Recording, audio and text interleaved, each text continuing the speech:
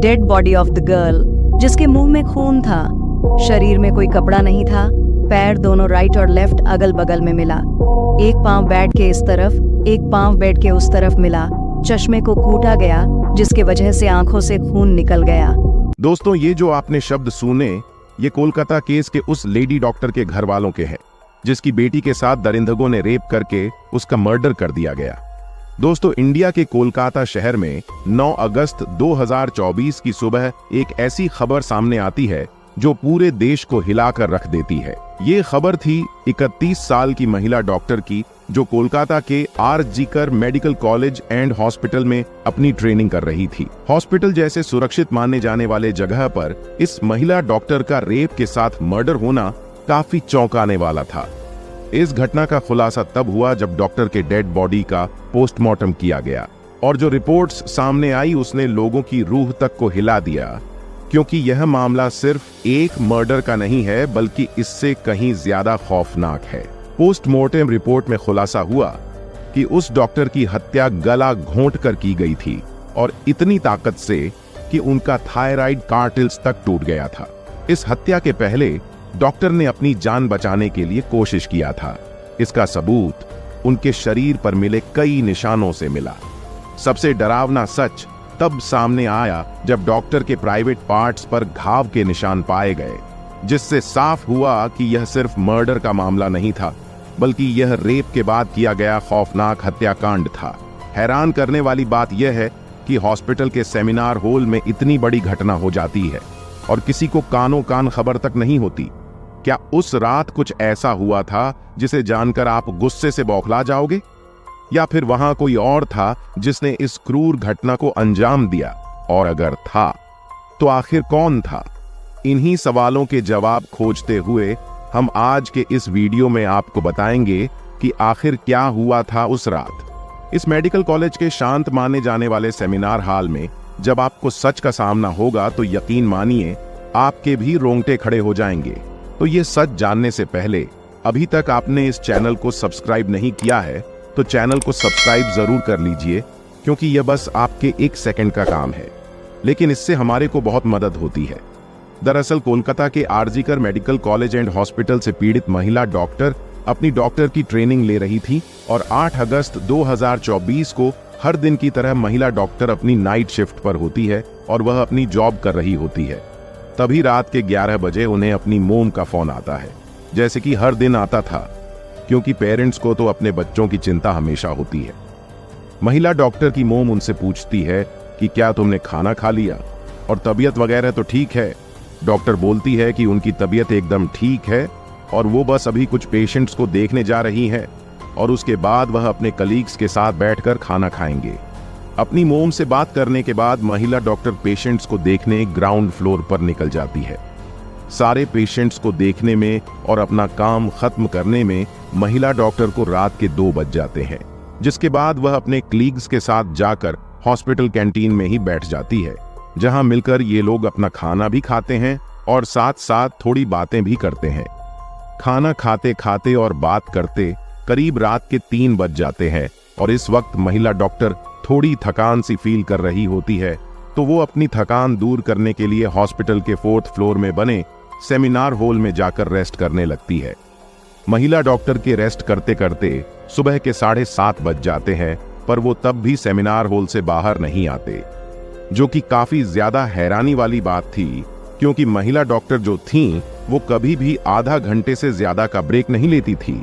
Hospital का एक कर्मचारी जो कि सुबह की शिफ्ट स्टार्ट होने से पहले हॉस्पिटल के सारे रूम्स को चेक कर रहा होता है, और वह ऐसे ही सारे रूम्स को चेक करते हुए इस सेमिनार हॉल की तरफ आता है। जैसे ही वह सेमिनार हॉल के बाहर आकर उसका गेट खोलता है, तो उसकी आंखों के सामने एक ऐसा भयानक नजारा होता है जिसे देखकर वह बहुत जोर से चीख पड़ता है। इस कर्मचारी की चीख सुनकर आसपास के लोग वहां इकट्ठा होने लगते हैं और देखते हैं कि सेमिनार हॉल के अंदर उस महिला डॉक्टर की बॉडी बिना कपड़ों के पड़ी हुई है, और उसके बॉडी पर कुछ ब्लड के निशान भी हैं। यहाँ खड़े सब लोगों के लिए यह कोमा से कम नहीं था, स्पेशल दूसरी फीमेल डॉक्टर्स एंड कर्मचारियों के लिए, क्योंकि उन्होंने अपनी आंखों के सामने ऐसा नजारा पहली बार देखा था। पीड़ित महिला डॉक्टर की बॉडी को देखकर आसपास खड़े सारे लोग उसे एक स्ट्रेचर पर लेटाकर ले आते हैं और उसे इमरजेंसी रूम में लेकर जाते हैं ताकि डॉक्टर्स उसकी कुछ हेल्प कर सकें। काफी देर तक डॉक्टर्स के स्ट्रगल करने के बाद भी पीड़ित महिला डॉक्टर कुछ घंटों के बाद अपना दम तोड़ देती है। लेकिन हॉस्पिटल में कुछ लोग थे जो कि इस मर्डर एंड रेप केस को एक नॉर्मल केस जैसा दिखाने की कोशिश कर रहे थे ताकि वो इस हॉस्पिटल का नाम बचा सके। हम आपको सच का सामना करवाए उससे पहले कमेंट बॉक्स में जस्टिस फॉर लेडी डॉक्टर जरूर लिखें। दरअसल जब पोस्टमार्टम रिपोर्ट आती है तो सारा सच सामने आ जाता है। इन रिपोर्ट्स से साफ साफ पता चल जाता है कि पीड़ित महिला डॉक्टर के साथ किसी ने जबरदस्ती गलत हरकत करने की कोशिश करी और जब लेडी डॉक्टर उस दरिंदे से अपने आप को बचाने लगी तो उसने उसका गला घोंट दिया एवं उसे बहुत बुरी तरीके से मारा भी और फिर उसका रेप किया। ये सारे प्रूफ मिलने के बाद ये केस पुलिस को हैंडओवर कर दिया जाता है और यहीं से असली सच का सामना होने जा रहा है। पुलिस वाले इस क्रिमिनल को पकड़ने के लिए लग जाते हैं और सबसे पहले पुलिस उस क्राइम सीन पर ही छानबीन करती है जहां यह सब हुआ था। सौभाग्यवश पुलिस वालों को वहां पर उस पीड़ित महिला डॉक्टर के कुछ नेल पेंट और ब्लड सैंपल मिलते हैं और साथ ही एक नेक बैंड वाला ब्लूटूथ। ये केस शायद और भी जल्दी सोल्व हो जाता अगर उस फ्लोर पर सीसीटीवी कैमरे होते तो, लेकिन दुर्भाग्यवश सेमिनार रूम के अंदर या इसके आसपास कोई सीसीटीवी कैमरा नहीं थे। फिलहाल जिस रास्ते से फ्लोर पर जाया जाता था वहां पर कुछ सीसीटीवी कैमरे थे। पुलिस वाले इन सीसीटीवी कैमरे में सुबह के 3 बजे से 8 बजे के बीच की रिकॉर्डिंग चेक करते हैं कि फ्लोर पर कितने लोग आए गए थे, जिसे चेक करने के बाद ये पता चलता है कि टोटल 6 लोग इस फ्लोर पर आए और गए थे। ये पता लगने के बाद पुलिस वाले एक एक करके इन 6 लोगों को पूछताछ के लिए बुलाते हैं कि ये लोग वहां पर उस टाइम क्या कर रहे थे और इन लोगों को इस बीच यहां कुछ भी अनहोनी दिखाई दिया कि नहीं। लोगों से पूछताछ के समय पुलिस वाले उनके फोन का ब्लूटूथ भी ऑन करके चेक करते हैं कि जो ब्लूटूथ नेक बैंड उन्हें मिला था वो इनमें से किसका था, क्योंकि आपको मालूम ही होगा कि एक बार अगर आप किसी ब्लूटूथ डिवाइस से अपना फोन पेयर करते हो तो अगली बार वह उससे रिकनेक्ट हो जाता है। और फाइनली पुलिस वालों की यह ट्रिक काम भी आती है, क्योंकि यह ब्लूटूथ हैंडसेट 6 लोगों में से एक आदमी के फोन से कनेक्ट हो जाता है, जिसका नाम था संजय रॉय, जो कि एक पुलिस के साथ एक सिविल वॉलंटियर था। सिविल वॉलंटियर वो लोग होते हैं जो कि पुलिस के अंदर काम करते हैं और छोटे मोटे कामों को मैनेज करने में हेल्प करते हैं। आपने बहुत से पार्किंग या फिर भीड़ भाड़ वाले इलाके में देखा होगा कि कुछ ब्लू कलर की यूनिफॉर्म पहनकर ऑफिसर्स खड़े रहते हैं, जिनका काम होता है कि बिना किसी मतलब के भीड़ इकट्ठा ना हो। यानी कि पुलिस वालों को अपना पहला कातिल मिल चुका था, जिसके बाद वह संजय रॉय से और गुस्से से पेश आने लगते हैं। हालांकि संजय पुलिस वालों की किसी बात का भी जवाब नहीं दे रहा होता, क्योंकि वह काफी ज्यादा नशे की हालत में था। इसी बीच पुलिस वाले संजय का फोन भी चेक करते हैं, जिसमें उन्हें भर भर के पोर्नोग्राफी कंटेंट मिलता है, जिससे उनका शक यकीन में बदल चुका था कि संजय ने ही पीड़ित महिला डॉक्टर का रेप और मर्डर किया है। इसके बाद पुलिस वाले संजय रॉय को टॉर्चर करने लगते हैं, जिससे अंत में वह डरकर अपना गुनाह कबूल भी कर लेता है कि उसने ही महिला डॉक्टर का रेप करके मार दिया है। ये मालूम चलते ही कुछ पुलिस वाले और भी प्रूफ कलेक्ट करने के लिए संजय रॉय के घर जाते हैं, जहां पर उन्हें एक जूता मिलता है जिसके ऊपर कुछ खून जैसे ही धब्बे थे। तो पुलिस वाले उसका सैंपल कलेक्ट कर लेते हैं।